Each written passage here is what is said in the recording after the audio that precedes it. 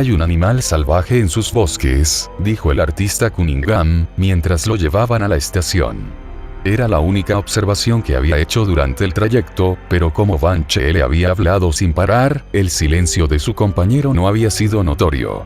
Un zorro extraviado o dos y unas cuantas comadrejas de la región. Nada más formidable que eso, dijo Van Cheele. El artista no dijo nada. ¿Qué quería decir con animal salvaje? Le dijo Van Cheele más tarde, cuando estaban en el andén. Nada. Mi imaginación. Aquí está el tren, dijo Cunningham. Esa tarde, Van Cheele salió a dar uno de sus frecuentes paseos por su boscosa propiedad. Tenía una garza disecada en su estudio, y sabía los nombres de un gran número de flores salvajes, de modo que su tía tenía tal vez alguna justificación para describirlo como un gran naturalista. En todo caso, era un gran andarín.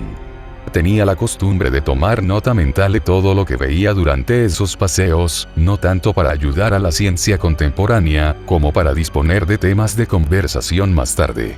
Cuando las campanillas azules comenzaban a florecer, él se encargaba de informar a todo el mundo de ese hecho. La época del año hubiera podido advertir a sus oyentes de la probabilidad de que esto ocurriera, pero por lo menos pensaba que él les estaba siendo absolutamente franco. Sin embargo, lo que vio Van Cheele esa tarde en particular era algo muy lejano de su experiencia corriente. En una saliente de piedra lisa sobre un pozo profundo en el claro de un bosquecillo de robles, un muchacho de unos 16 años estaba echado secándose deliciosamente los miembros bronceados al sol.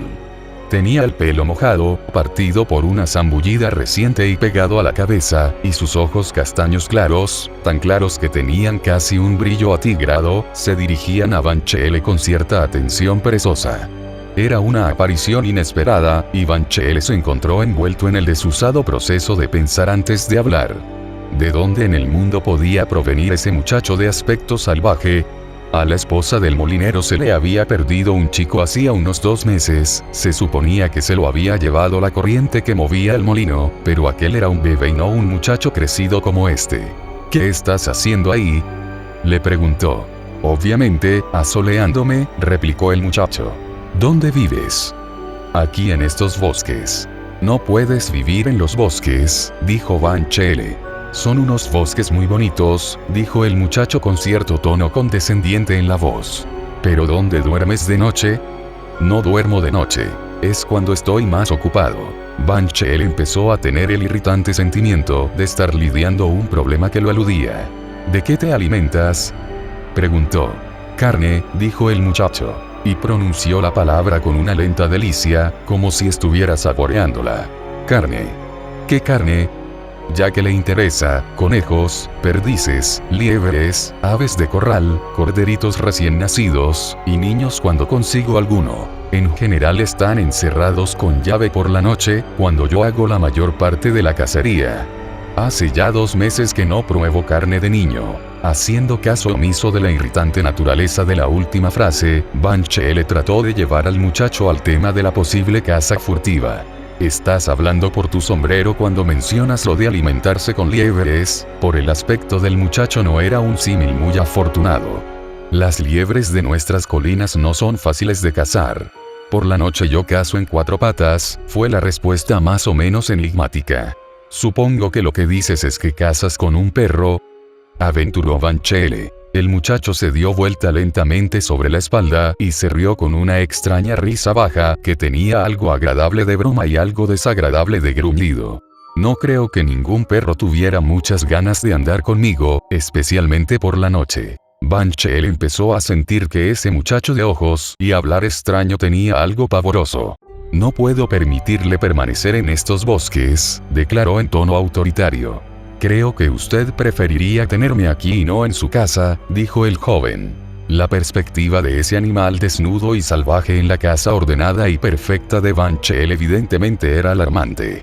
Si no te vas, tendré que obligarte, dijo Van Cheele. El muchacho se volvió como un rayo, se zambulló en el pozo, y en un momento ya había recorrido con su cuerpo mojado y brillante la mitad de la distancia de la otra orilla hasta el lugar donde estaba Van Cheele.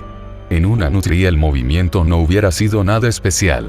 En un muchacho, a Van Cheele le pareció suficientemente sobrecogedor. Se resbaló al hacer un movimiento involuntario para retroceder y se encontró casi postrado en la orilla húmeda, con aquellos ojos atigrados no muy lejos de los suyos. Casi instintivamente se llevó la mano a la garganta. El muchacho volvió a reírse, con una risa en la que el gruñido había hecho desaparecer casi toda la alegría, y luego, con otro de sus movimientos asombrosamente rápidos, desapareció corriendo hacia un tupido macizo de hierbas y helechos. ¡Qué animal salvaje tan raro!, dijo Van Cheele mientras se ponía de pie. Y luego se acordó de la observación de Cunningham: hay un animal salvaje en sus bosques. De regreso a casa sin prisa, Van Cheele empezó a darle vueltas en la mente a una serie de acontecimientos locales que podían atribuirse a la existencia de este asombroso muchacho salvaje. Algo había estado haciendo que escaseara los animales silvestres últimamente en aquellos bosques, las gallinas desaparecían de las granjas, las liebres ya casi no se encontraban, y le habían llegado noticias de corderos a los que se habían llevado de sus rebaños en las colinas. ¿Sería posible que ese muchacho salvaje estuviera cazando en la región en compañía de algún perro inteligente? El muchacho había hablado de cazar en 4 patas durante la noche, pero también había insinuado que a ningún perro le gustaría acercársele especialmente de noche. Era verdaderamente intrigante. Y luego, mientras Van Cheele repasaba las distintas depredaciones que se habían cometido en el último mes o 2, de pronto se detuvo tanto en su camino como en sus especulaciones. El niño perdido del molino hacía 2 meses, la teoría aceptada era que se había caído entre la corriente del molino y ésta se lo había llevado, pero la madre siempre había declarado haber oído un grito en el lado de la casa que daba a la colina, en la dirección contraria a la del arroyo. Era impensable por supuesto, pero él habría preferido que el muchacho no hubiera hecho esa aterradora alusión a haber comido carne de niño hacía 2 meses. Cosas tan horribles no debían decirse ni en broma. Van Cheele, contra su costumbre, no se sentía dispuesto a mostrarse comunicativo sobre su descubrimiento en el bosque. Su posición como consejero de la parroquia y juez de paz se vería comprometida de cierto modo por el hecho de estar albergando en su propiedad a una personalidad de tan dudosa fama. Había incluso la posibilidad de que le pasaran una costosa cuenta por el valor de los corderos y las gallinas que se habían perdido. Esa noche a la cena estaba desusadamente callado. «¿Te comieron la lengua?», le dijo su tía.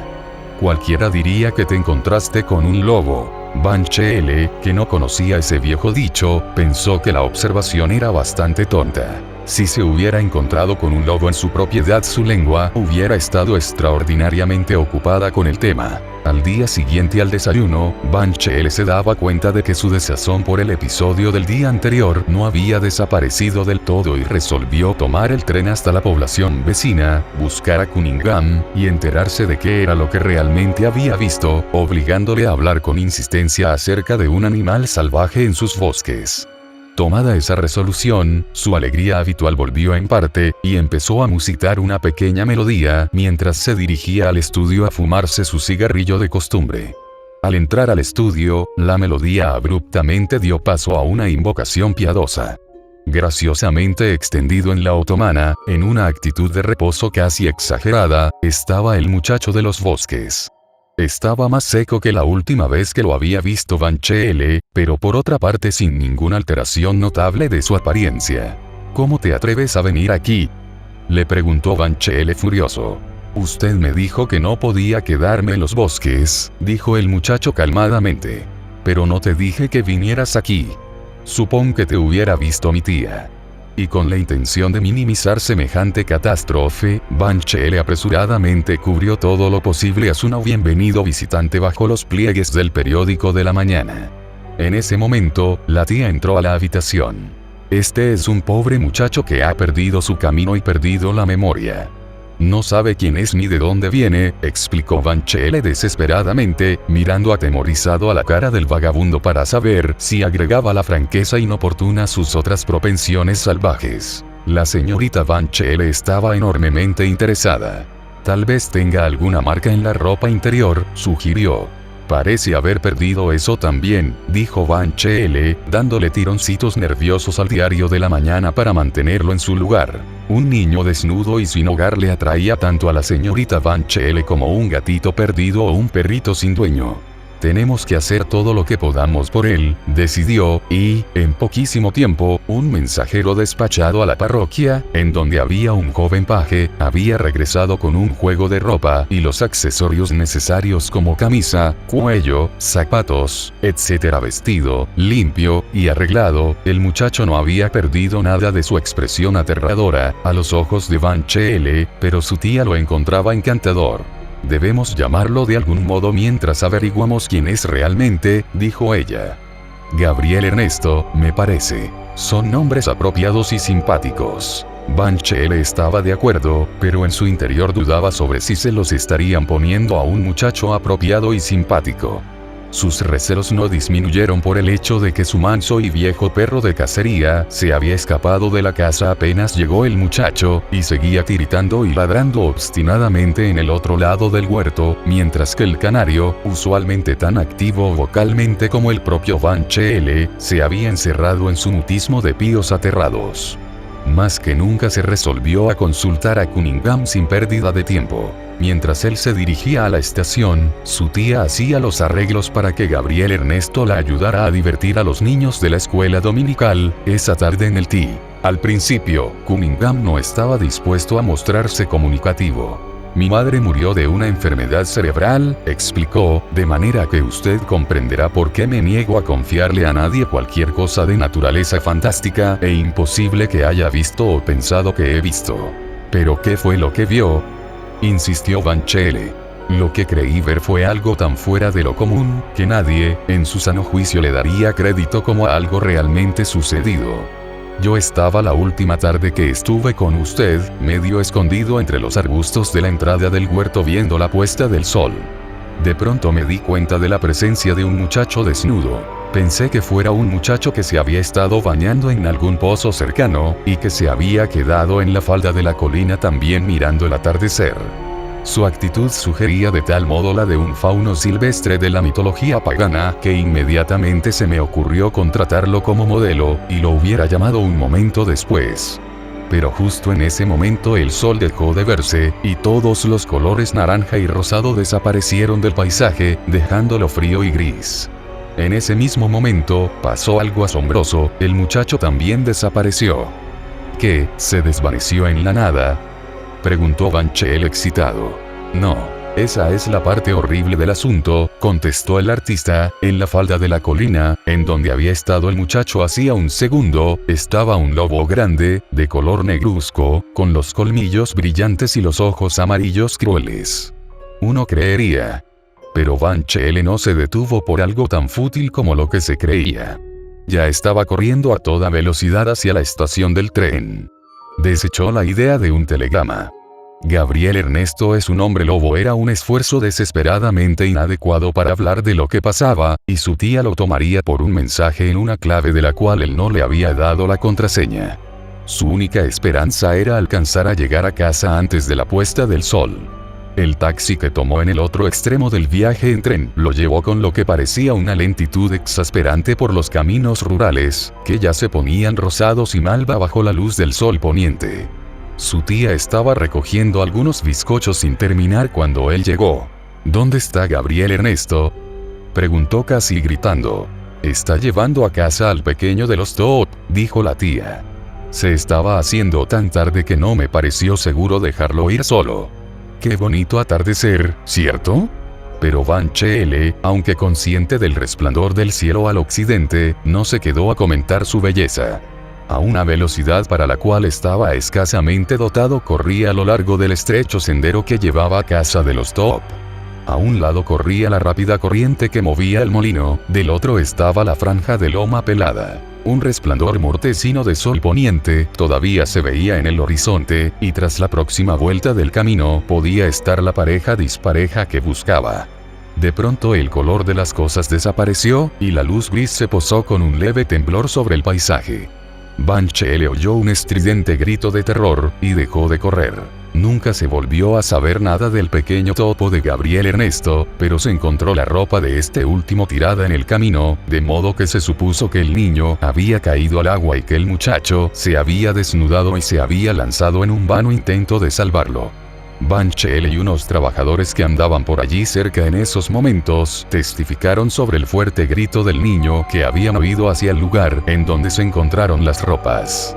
La señora Top, que tenía otros 11 hijos, se resignó decentemente a su desgracia, pero la señorita Banchel hizo un duelo sincero por su muchacho expósito perdido. Por iniciativa suya, se puso una placa en memoria de este en la iglesia parroquial. A Gabriel Ernesto, muchacho desconocido, que sacrificó valientemente su vida por la de otro. Banchel complacía a la tía en la mayoría de sus asuntos, pero se rehusó por completo a contribuir con su dinero a una placa en memoria de Gabriel Ernesto.